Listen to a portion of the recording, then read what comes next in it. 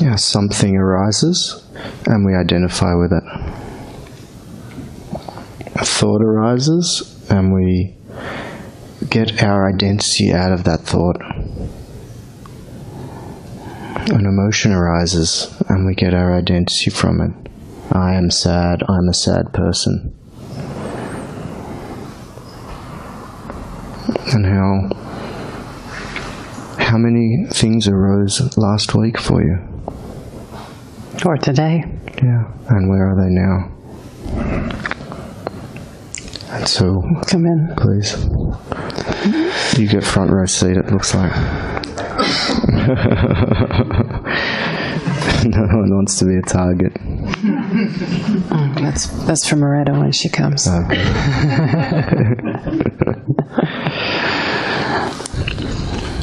And so really we're not here to learn the Enneagram, but we're here to discover if who we've been taking ourselves to be, is that really who we are?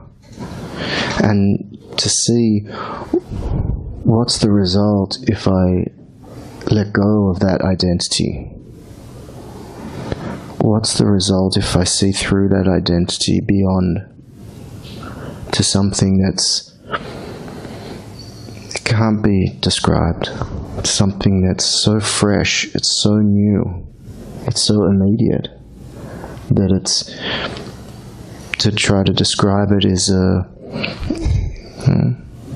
fool's errand. But I'll be a fool. Yeah, and why not be a fool? Yes, why not be foolish in that way rather than following habitual behaviors your whole life, believing that you're going to get something out of it, yeah. Something different, something new, something fresh out of what's dead and old. The Enneagram shows us our suffering, our habits of suffering, and how we cause suffering for others.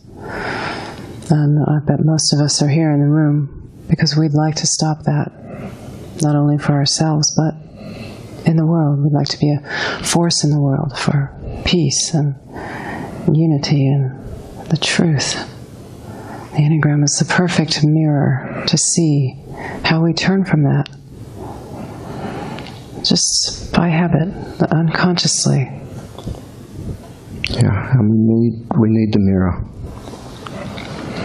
You know, we need to see it, to know. You don't know the color of your eyes until the mirror's there. And so, without some external, seeming external seeing, it runs subconsciously. And it runs so subconsciously, it's really like wearing glasses, and it's what they call a veil. And you don't know it's a veil because it's been there all along. It feels like the air you breathe. Familiar. So the Sanskrit word for self is called Sat Chit Ananda. Sat means immortal being. It means beingness, isness.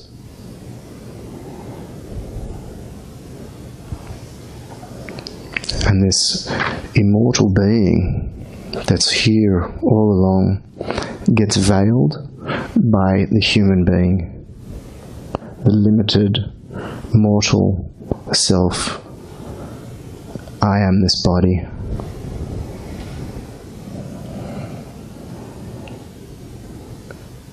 And to feel trapped in a body, it makes me angry.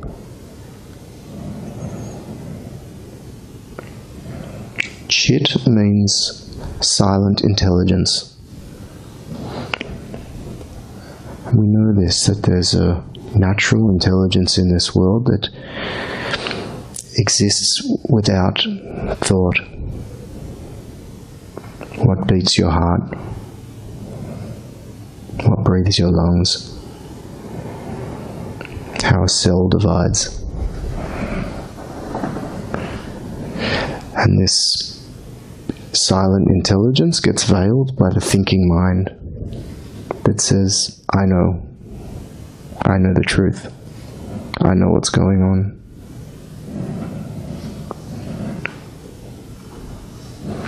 And Ananda means overflowing love and bliss.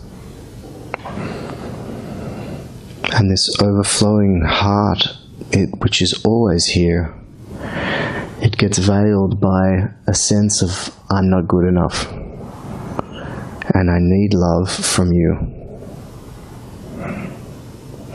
And so this is the three basic failings. If when you say I, you mean you are immortal beingness that is full of silent intelligence and overflowing with love, then you know yourself. But what we call the human condition is, I am a human being stuck in this damn body, and I'm pissed off about it. I'm continuously in my head thinking and terrified, and I'm not good enough, and I need you to love me. And this is the trance of the human condition. And so we're here to flush it out and to investigate it.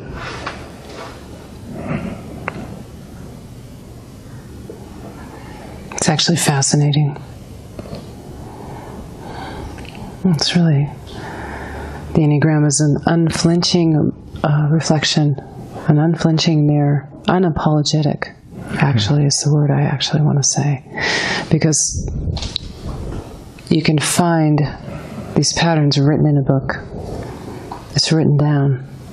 Your particular habit of suffering. You can look it up in a book. It's not unique. It's not special. Yeah. It's completely impersonal. And in the beginning, when the first discovery comes, there's this, oh my God. It's a shock. But you're here to welcome this. You're here because you want to find this out.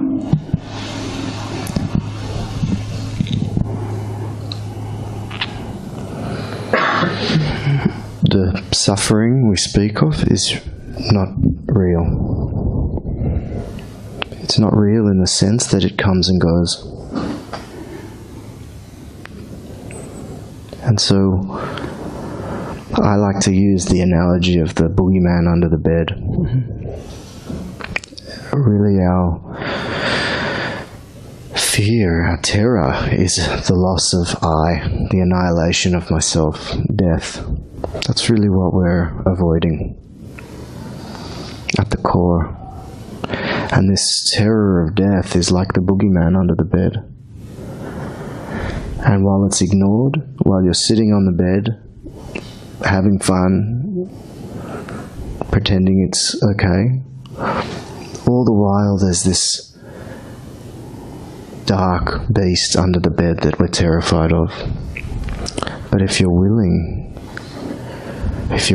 to stick your head under the bed and to shine the light of your own consciousness, to shine the light of your own attention into all of the darkest corners of your own psyche,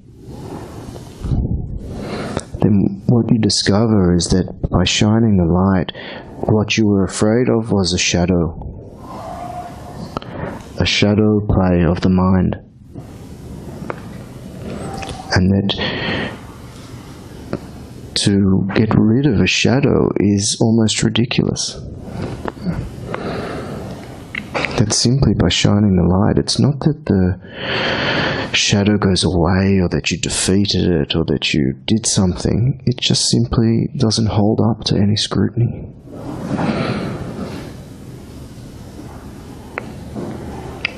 And so there has to be this willingness to stick your head under the bed.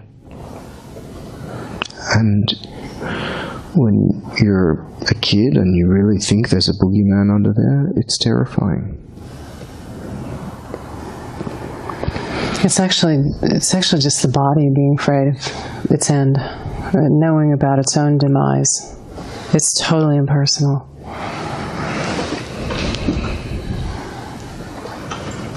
It's just the body is naturally it's wired into our cellular structure of the physical body to want to survive, and the best way to survive is to be afraid. For the body, you have to learn how to be afraid. It's natural. You have to learn to run. It's not even learning. It's just simply natural. But when it's identified with, it causes so much suffering. So this natural fear then becomes an identity that's got another identity built on it, and another identity built on that. And we believe it's true. We believe it's who we are. And it's actually perfectly natural. But this is to see through this and see what is untouched by the death of the body. What lives regardless of the breath.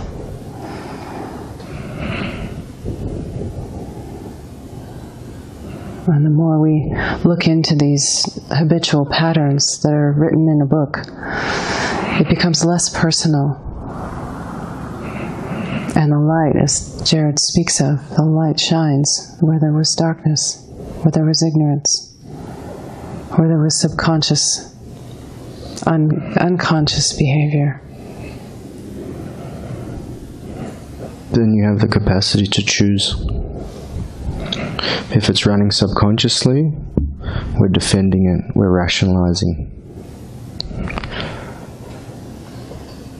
But when we have this capacity to stop and face and investigate, it's really to stop in your tracks right where you are, this instant.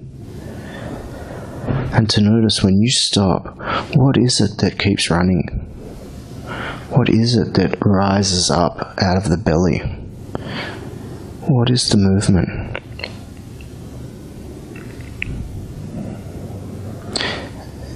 And you can look and see, this is my tendency. I, move towards, I move away, I move against. And when you know your own tendency, then you can catch yourself as it arises. And as Lisa said, you don't take it personally. You start seeing all the cues. All of a sudden, you notice that you've chosen once again to just follow doubt, to follow mind activity. That's just one example. Or to avoid anger, or to indulge in self-pity. And you notice, start to notice, what does it take for me to pick that one more time? How does this happen? This is self-inquiry. It's not necessary for awakening. It's simply a complement on the desire to be free.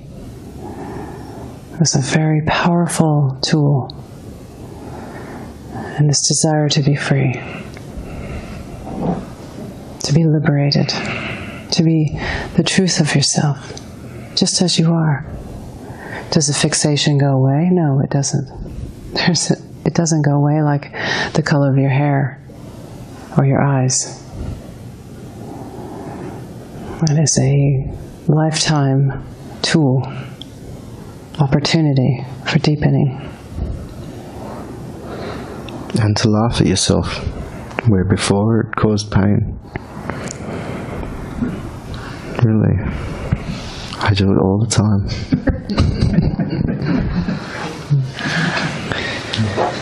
And there's instead of why me, instead of why me, or they're doing it to me again, or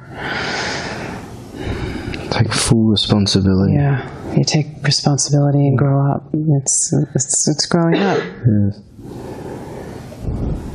Finally, no longer an adolescent in an adult's body. This was one of the key things I remember when I first learnt the Enneagram with Eli, was that I saw that my fixation was really run in needing love from the outside. And I recognized that with my parents, that I was always angry at them because they didn't love me for who I was. Why couldn't they just love me as I am? And then to realize that every other 3 fixation feels the exact same way, has the exact same expectations. And it had nothing actually to do with my parents. You could have transplanted any other people there. It was me. It was the lens through which the world is perceived. That's right, that's the veil. And it's a very lonely lens, actually, because it's you and me. It's me and them. Me and mine. Yeah. What I need, what I don't have, what I've lost. How come they have it? How come I can't get it? And it's the flavor of I. So the 3 fixation that this body-mind is, that's the flavor of when I say I, it's I deserve respect. You should love me. Why don't you love me? That's the flavor of it. And so the Enneagram types are all the different flavors. Some people don't care if you love them or not. They're too busy doing some other madness.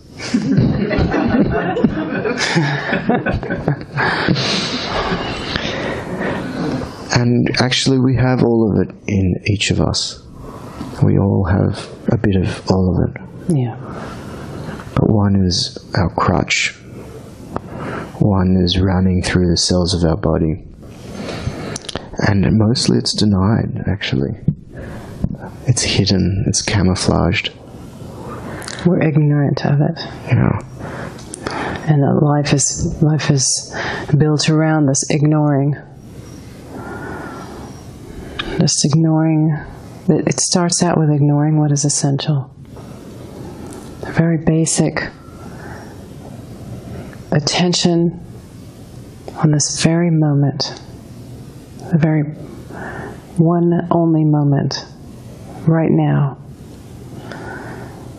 There's often we're often living in the future based on the past.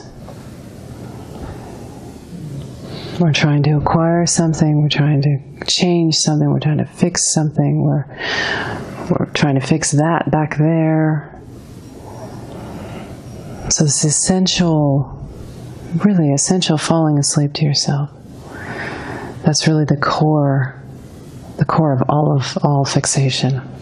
It begins with this essential denying of the self, denying of this simple being. Being there's no way to describe being. It simply is. It doesn't have a body, it doesn't have a name, it doesn't need anything, it's not afraid of anything, it doesn't smell like anything. You cannot describe a simple being. You can't achieve it. You can't get it. You can't own it.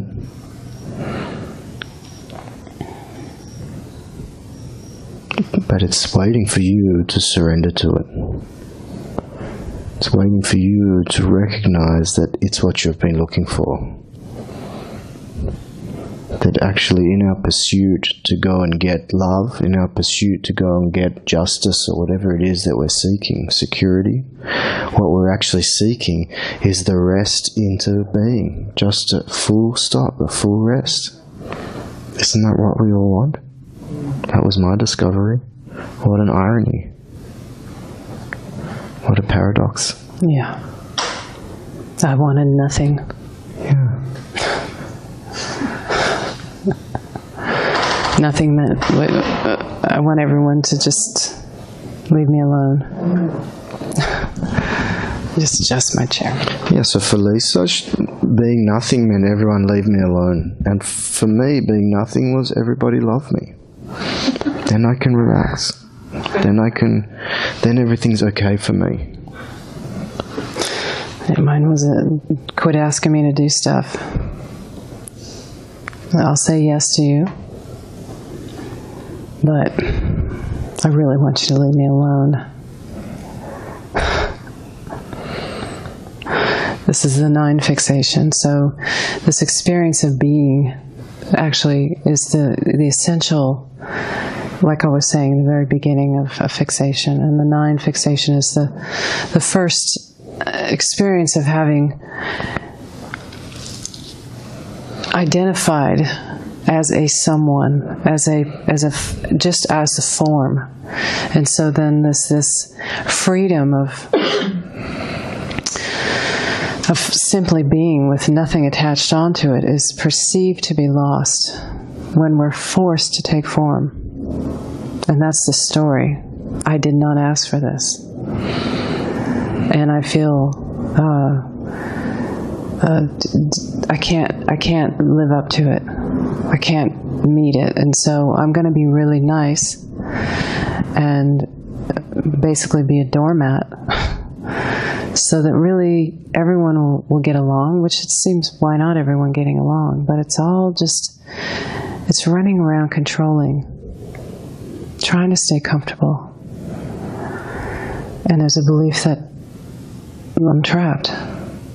This pressure of being caught, unable to have your own power. And so a huge rage starts to, actually it's, it smolders in the Nine Fixation and deep in the belly. But it's not allowed to be expressed. In fact, all of the emotions are dampened in this unwillingness to actually meet the moment, a fresh moment. And so when I first met Eli, that's the first thing I said to him was, he asked me, what do you want? And I said, I want nothing. I couldn't think of anything,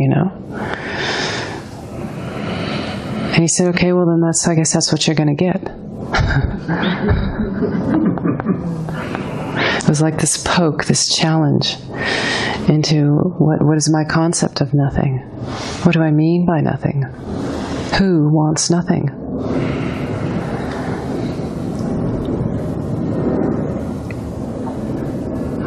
What are you avoiding?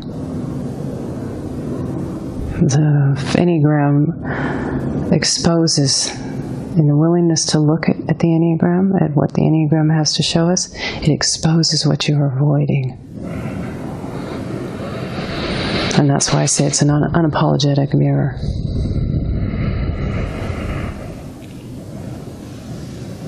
Yeah, actually we experience certain emotions as a way of avoiding other emotions. Some of us can cry very easily because we're discharging a deeper emotion, maybe fear.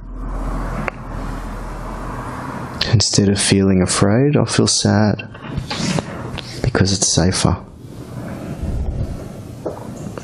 And so then the willingness to actually go deeper than the sadness and to discover the fear. Because all of these emotions are really arising in emptiness. And we all know that. They're impermanent. They have a beginning, a middle, and an end. And really what we're here is to investigate these impermanent arisings in consciousness that have a beginning, a middle, and an end. And to find out, am I something that arises and falls? Am I something that's here 1 second and gone the next? Surely I am here, always.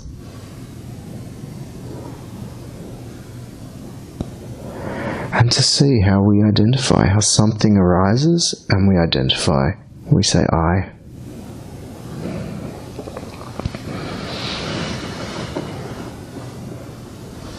And how we continue to, No, go on. How we continue to try it again and again to get what we think we're missing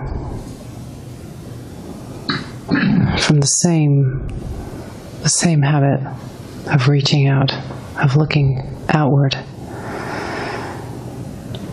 outside of ourselves, following thoughts, following impulses, following desires.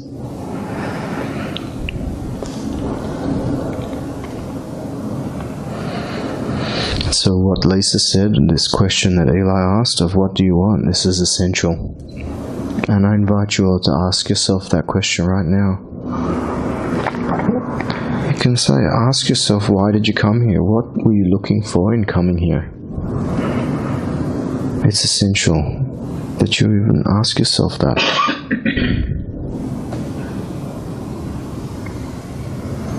And then to ask, what if you had that? What if you already had that? What would that give you?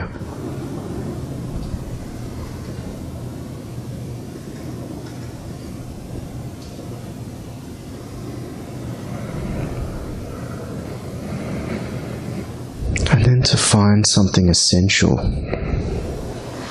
that you really want. What is it that you devote your life to? What is your life about?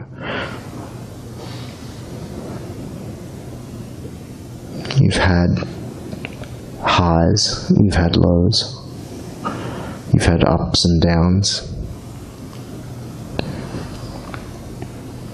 But you're here for some other reason.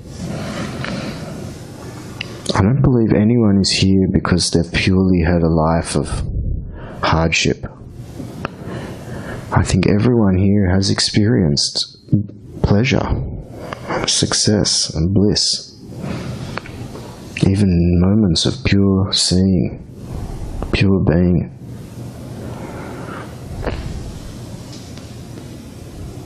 And so then to look at what is it that brought you here, and what is it that you give your life to? What is it that you really want at the very deepest level? That's what we're here for.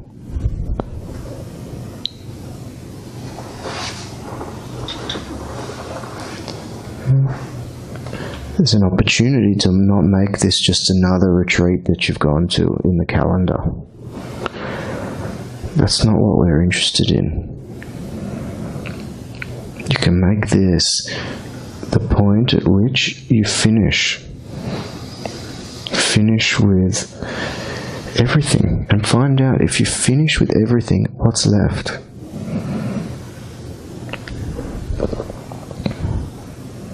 Because what's left can't be finished, because it never started.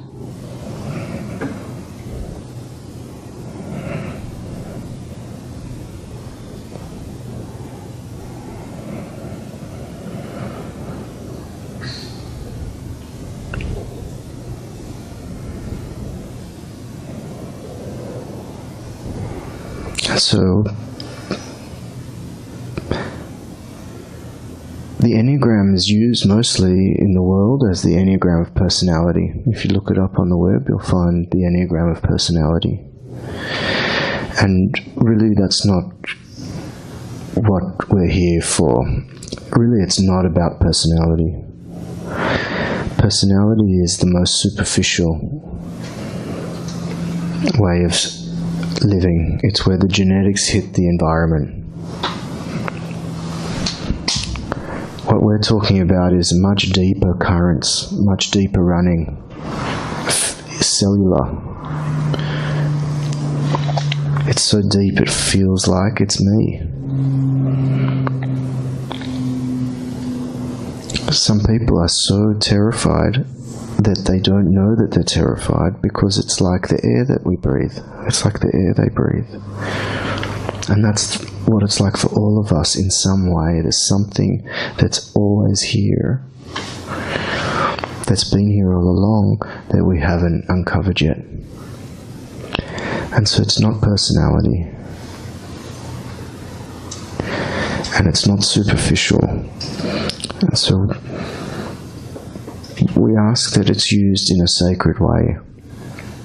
that it's not used in a profane way. It's not used as a way of judging other people. It's not. You should never tell anybody else what their fixation is. I've done it enough for all of you. Yeah, you'll see what happens when you do that. Yeah. You see the sellout in that. All of a sudden the person is somebody.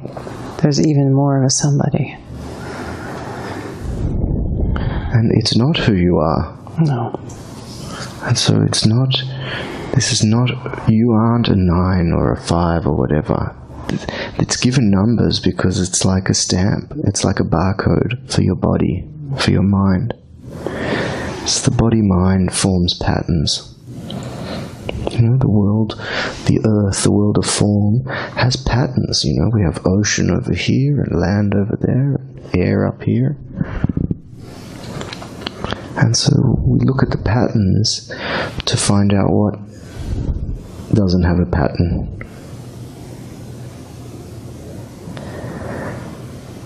And so there's a tendency to go around and name the patterns. You're a 5, you're a this. But see what happens if you don't touch it. If you just stay quiet. If you don't follow that tendency.